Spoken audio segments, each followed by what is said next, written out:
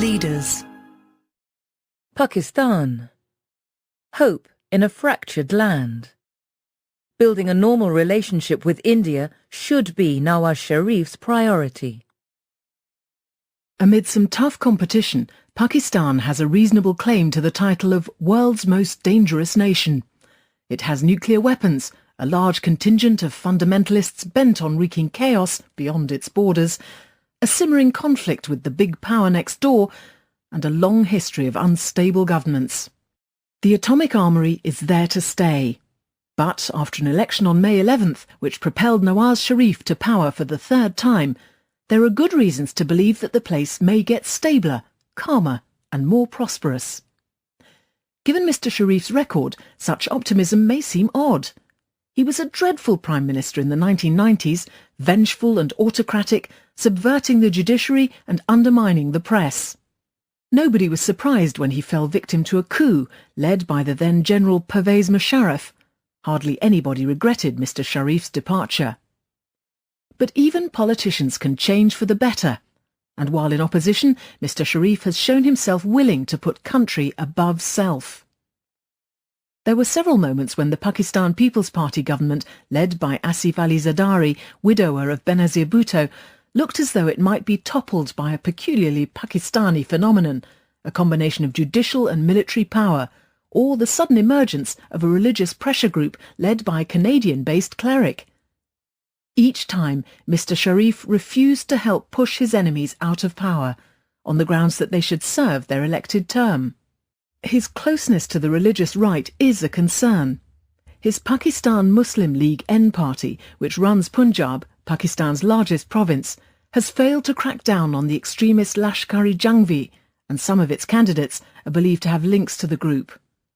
Critics suggest his closeness to the fundamentalists explains why more secular parties were attacked during the campaign and the PMLN was not. Yet links to militant groups could prove useful in reining them in. That Mr. Sharif is a successful businessman is probably good news. Militants aside, his party has done a pretty good job of running Punjab, and he understands Pakistan's desperate need for electricity and roads. So long as his interest in money does not encourage him to pilfer the nation's wealth, his competence should help it prosper. The markets evidently think so. Share prices leapt when he won. Mr. Sharif's victory was not the only election result worth celebrating. So was the defeat of many of the landowners and clan leaders who have dominated politics in the country since its creation in 1947. As Pakistan's urban middle class grows, so voters are swayed less by tribal loyalty and more by a government's policies and performance. That is how governance improves. But the most encouraging result of all is the enthusiasm with which Pakistanis have endorsed democracy. The Taliban said that voting was un-Islamic. A 60% turnout said what the voters thought of that. For the first time in Pakistan's history, one fairly elected civilian government has served a full term and, in the course of a fair election, been replaced by another. Pakistani democracy has never looked stronger. None of this will count for much if Mr. Sharif messes up relations with the neighbours. Pakistan is both vulnerable to the conflicts on its borders and guilty of stirring them up. In Afghanistan it has played a dangerous double game, helping the Taliban while taking American money to allow drone strikes against militants in its tribal areas. This has poisoned relations between the two countries. Of 20 countries Pew Research recently ranked according to their enthusiasm for America, Pakistan came joint bottom with Jordan. Mr. Sharif must play a straighter game in future, helping America in its withdrawal and supporting rather than undermining the government it leaves behind. But it is how things go with India that will do most to shape Pakistan's future. That toxic relationship is behind most of Pakistan's problems. The army's dominance, the soldiers' habit of ousting civilian governments, the imbalance between military and civilian spending, the terrorist groups spawned to attack India that have come back to bite Pakistan. Mr. Sharif's election bodes well here too. He knows that opening the sluices to trade with India would boost Pakistan's pathetic growth rate. Last time round, he took a conciliatory line towards India. This week, even before his victory was confirmed, he had a long phone call with Manmohan Singh, India's Prime Minister, and told his countrymen that he and Mr. Singh would visit each other. Yet the lobbies with an interest in fostering conflict with India are strong. When Mr. Sharif is deciding how to allocate his political capital, plenty should go towards normalising relations with Pakistan's great neighbour. If he succeeds in doing that, much good will flow from it.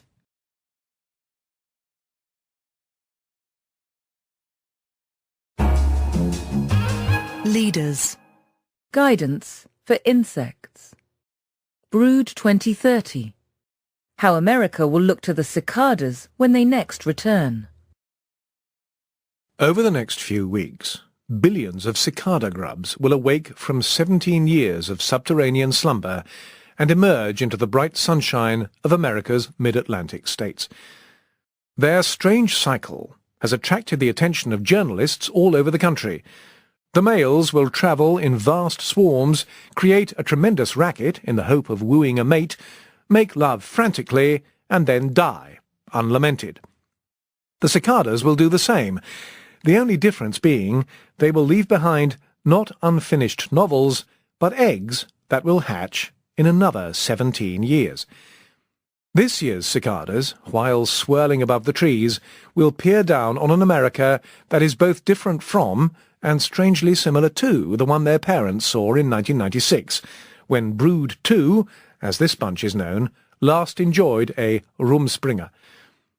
That year saw Hillary Clinton testifying before a grand jury over Whitewater, a complicated property scandal which, together with the Hillary Care bungle, looked to have ended her political career before it ever really began.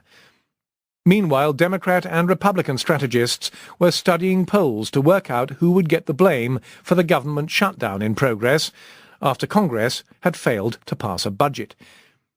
Beyond the Beltway, people worried about the effect of violent rap music and even more violent video games on the nation's delicate youth.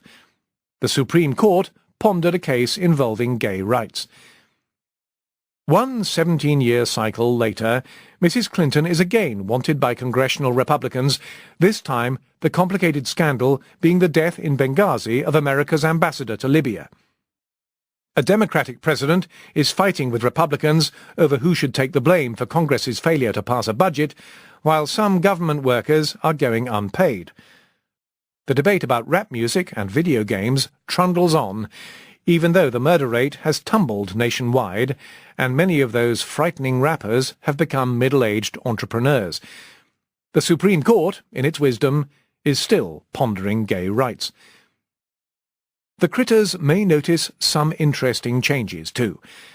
That scruffy man who returned to Apple in 1996 did all right, while that Iraqi who so irritated America has returned to the earth to suck on tree roots. Only the most astute of insects could have guessed that Alan Greenspan's waffle about irrational exuberance and Osama bin Laden's ludicrous declaration of jihad against the United States, both from 1996, merited further attention. That year also saw the longest mission of the Space Shuttle program and the beginning of Major League Soccer. The bugs may be surprised to learn which one survived. What about the next generation of Brood 2? Here is a guide to America in 2030. Some things will remain constant. A Clinton will be testifying before Congress. The federal government will be operating without a budget. The media will run stories about the effects of video games on the lives of impressionable people. But since the average age of players has already reached 30, the victims will by then be 50-year-olds. The tide of imported Sinopop will be a worry, but a bipartisan commission led by Senators Diddy and Dre will reassure parents. America will be only a decade away from becoming a minority-majority country, a change that will twist politics in unlikely ways. The Democrats, having absorbed lots of highly religious Hispanics into their ranks, will become troubled by abortion, the teaching of evolution in schools, and, because recent immigrants are often hostile to new ones, immigration. That will leave Republicans as the pro-science, pro-immigration party.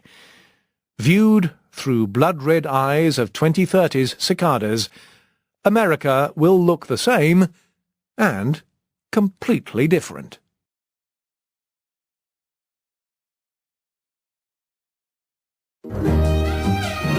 Letters. Unemployment, stop and search, medieval physics, boar hunting and China's dream.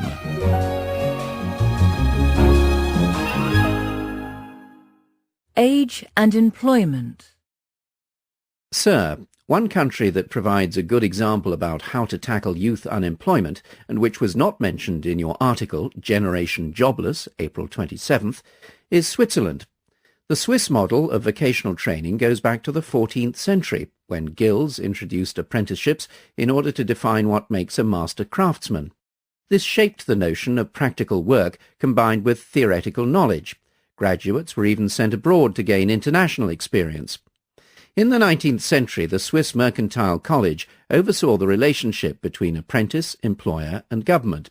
Today, by and large, the Swiss federal authorities are responsible for strategic regulation and development and for issuing standardized diplomas, the cantons for implementation and the vocational organizations for training. The figures speak for themselves. A youth unemployment rate of less than 4%, according to the Swiss government, and an apprentice productivity factor, net return, of 500 million Swiss francs, that's $535 million. Roger Nicholas Balsiger, Zurich. Sir, I am young and unemployed and face a lifetime on the dole. Why? This morning I collected my job seeker's allowance from my bank, where I have paid it directly into my account. I did not see a cashier, but withdrew money from a cash point. Then I went to the supermarket and bought French apples, German sausage and Danish bacon. I scanned the items at a self-service till, no need for a checkout assistant. I went home, switched on my Chinese computer and applied for jobs online. I do not send letters through the post. Email is more convenient. I then shopped online. I rarely use local shops.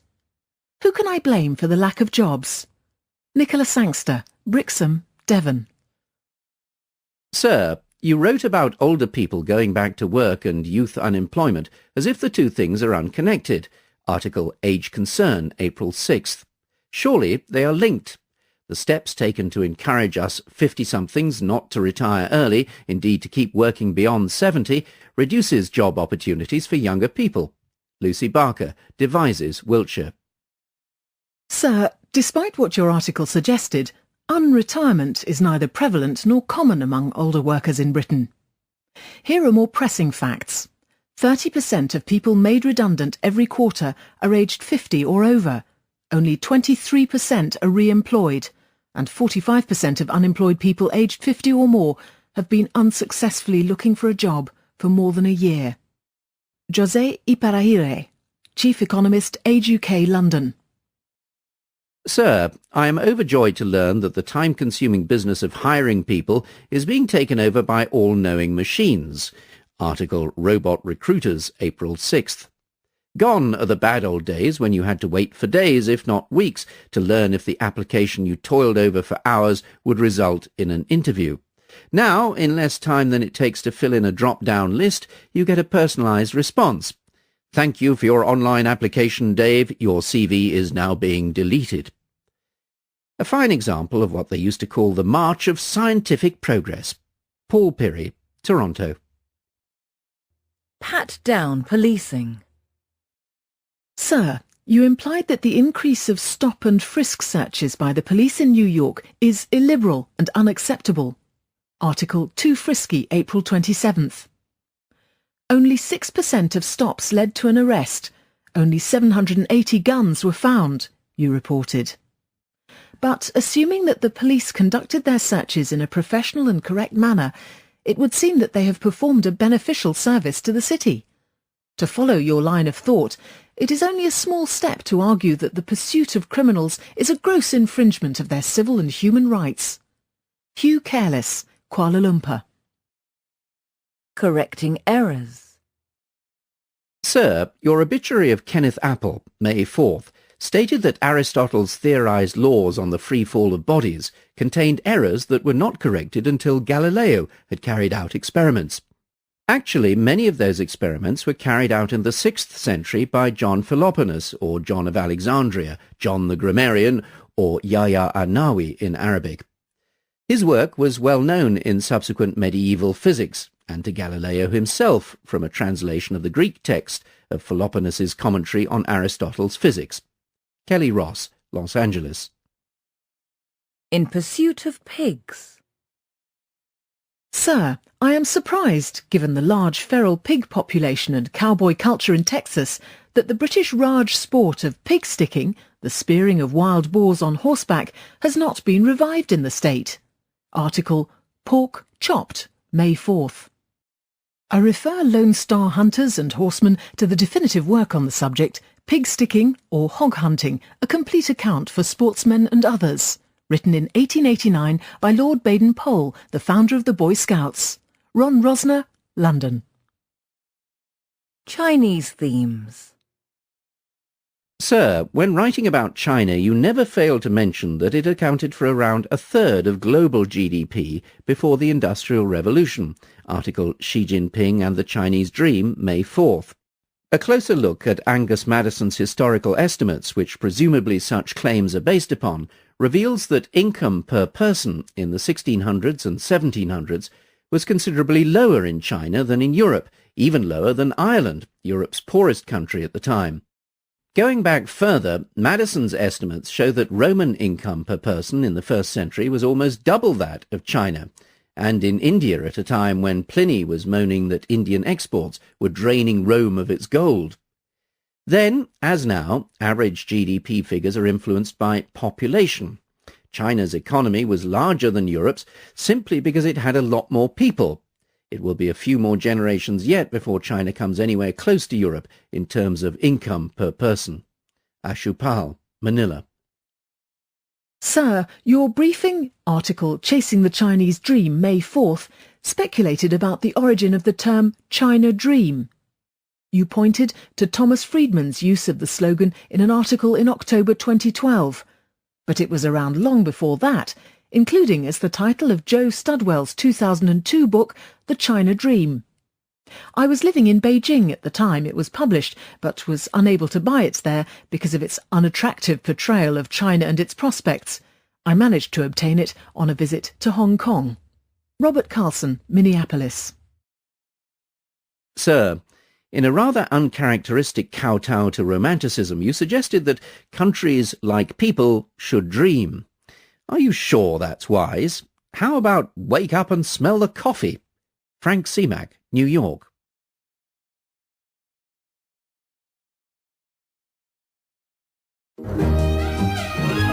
Briefing. The Economist, May 18th to May 24th, 2013. In the briefing section, Japan and Abenomics, once more with feeling.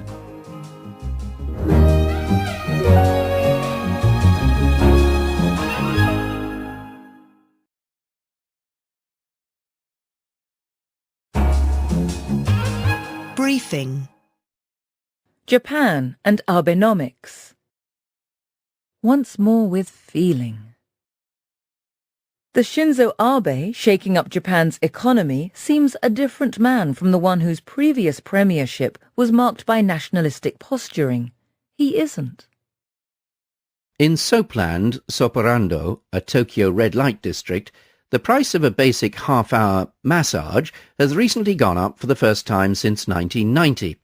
Demand for the top-end, highly technical massage service, costing 60,000 yen, that's $600 a go, has also been soaring, according to Akira Ikoma, editor of My Journey, which covers the sex industry. He says it is all thanks to the surging stock market. In Soporando, they are cheekily calling this reinvigoration Awanomics, from awa meaning bubble or lather. Elsewhere in Japan, they call it Abenomics, in honor of Shinzo Abe, elected Prime Minister in December 2012. Japan, Mr. Abe declared as he took office, was back, and he lost not a moment in proving it. Having quickly assembled his cabinet in January, he announced a 10.3 trillion yen fiscal stimulus. This was the first of 3 decisive steps. Mr. Abe went on to launch what amounted to a hostile takeover of a central bank, unwilling to undertake bold experiments in monetary policy, clearing out the bank's staid leadership and installing as governor Haruhiko Kuroda, a former finance ministry official who had been serving as head of the Asian Development Bank. Mr. Kuroda had long called for a more activist approach to falling prices. Lastly, Mr. Abe unambiguously committed himself to the sort of thoroughgoing structural reform that has eluded Japan's politicians for years. He signalled his seriousness by saying that he wanted Japan to join the Trans-Pacific Partnership, TPP, an American-led effort to liberalize trade in the region. Membership would require big changes to some of Japan's most protected industries. Coordinated shifts in policy on such a scale would be striking in any country. They are staggering in the context of Japan, where a famously consensual style of doing things long ago ossified into political paralysis. The gentle people of a once powerful country stared weak-eyed at a future of apparently inexorable decline, shaken by natural disasters, slumping stock markets, falling prices, a shrinking population, and growing irrelevance, even scorn, abroad. Mr. Abe's dramatic rat-a-tat-tat of policy shifts has excited and enthused them. His approval ratings, like the stock market, are booming. Mr. Abe refers to his monetary, fiscal and growth strategies as his 3 arrows. The reference, understood by all, is to an old legend from Yamaguchi, the southern part of Honshu and the region from which Mr. Abe hails. Yamaguchi's leaders have played a big role at key moments in Japan's history, notably in the overthrow of the Tokugawa shogunate in the mid-19th century, when imperial rule was restored and the country was launched on a breakneck rush to secure economic and military might. The legend has it that a lord asked his 3 sons to snap an arrow, which each of them duly did. He then produced 3 more arrows and told the boys to snap all 3 at once. None of them could. 1 arrow, the father said, can easily be broken. 3 arrows together, like a bundle of birch rods, cannot. It was an exhortation to work together for the good of the clan. Thus Mr. Abe's dramatic reforms addressed in traditional garb. And the conjunction provides a key to understanding his project. In his brief and rather clueless first sojourn in the Prime Minister's office 6 years ago, Mr. Abe presented himself as a traditionalist and nationalist, one prey to the often disturbing historical obsessions of those who have never really come to terms with the defeat of their country in 1945 and the settlement subsequently imposed on it. Today's Mr. Abe presents himself as looking forward, not back. But he is still animated by thoughts of a Japan that was. His goal is at least in part a revenant of what he holds dear and lost, a Japan comfortable in its traditional values and bolstered by military prowess and the international respect he sees as his nation's due. The first of the 3 arrows to make a dramatic mark was the monetary one. In early April, Mr. Kuroda, under orders to adopt an inflation target of 2% as a way to rid the country of its 15-year bout of deflation, announced plans whereby the goal would be achieved within 2 years. His measures, doubling the monetary base through an unprecedented program of quantitative easing, exceeded everyone's expectations, and their daring was played up by Mr. Abe's advisers. They are convinced, and have convinced their boss, that getting Japan out of its deflationary funk is less about policy details than perception, in particular about shaking people out of a deflationary mindset. The approach, one says, is a kind of shock and awe. It has, in the short term, worked awfully well, at least for investors. From peak to trough, Japan's stock market fell by 4/5 after the bubble burst in 1990. Now the stock market is up by over 70% in just the past 6 months, that is, since the time that an election victory for Mr. Abe and his Liberal Democratic Party, LDP, started to seem likely. Mr. Abe's administration has talked down the yen, which has fallen from a high of 77 yen to the dollar last autumn to 101.8 yen this week. That has helped exporters and cheered the stock market further. For the first time in years, Japanese savers are playing the market. Mrs. Watanabe, the archetypal small-time punter, is back. Promoters of Abenomics say that changing perceptions will create a virtuous circle.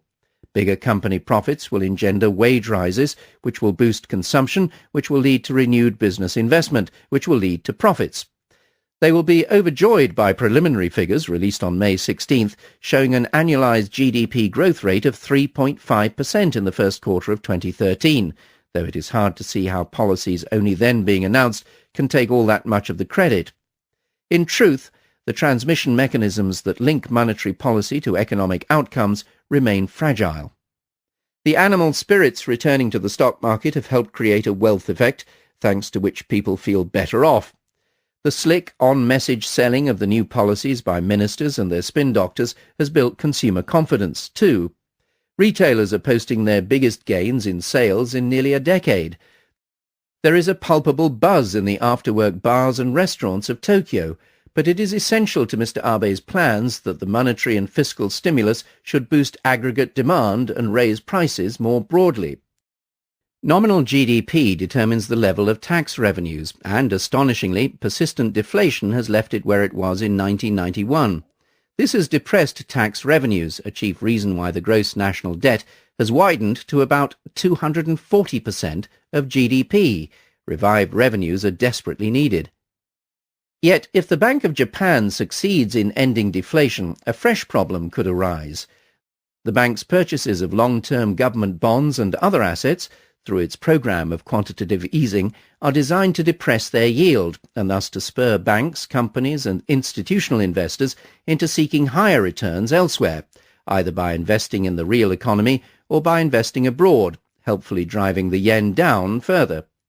But success in raising inflation expectations could lead to investors, uncertain as to how far such success may go, demanding a higher risk premium for holding government bonds.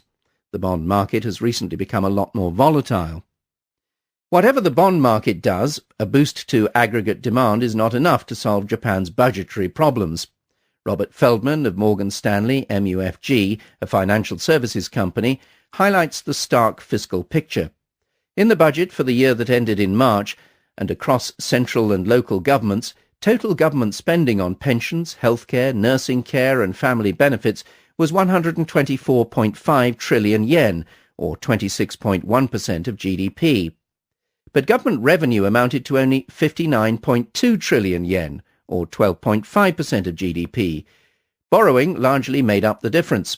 Stabilizing Japan's national debt, Mr. Feldman judges, requires moving from a deficit before interest payments of 8% to a surplus of 3.2%.